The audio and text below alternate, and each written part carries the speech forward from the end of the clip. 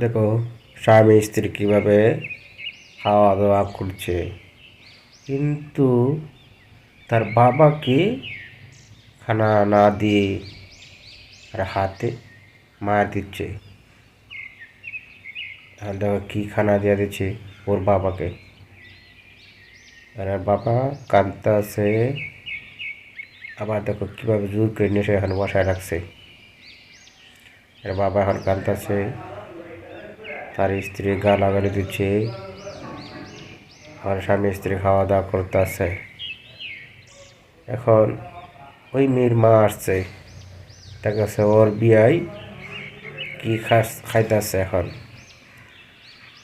ওই বলতেছে, তুমি কি খাইতেছ, এটা কেন খাইতেছ? না, তোমার মেয়ে আমাকে এটা দিয়েছে, আমার মেয়ে দিয়েছে। আসো। ওই গেছে, ও মেয়েকে, মেয়ে জামাকে বলতেছে, দেখো এটা কি খানা দিছ, তোর শ্বশুরকে বসা। তারপরে ওই ভালো ভালো খানা ওই মেয়ের শ্বশুরকে দিয়েছে, ওর মেয়েকে গালি দিয়েছে। ওই বলতে আছে, তোরা খাবি এটি। সব কিছুর একটা লিমিট আছে, বাপের এইভাবে কষ্ট দেয় না।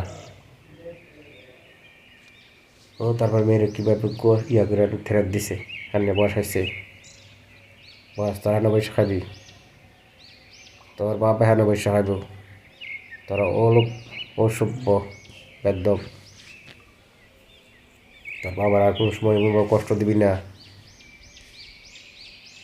ক তোর বাবা এত কষ্ট করে তারা মানুষ করছে, এই কারণে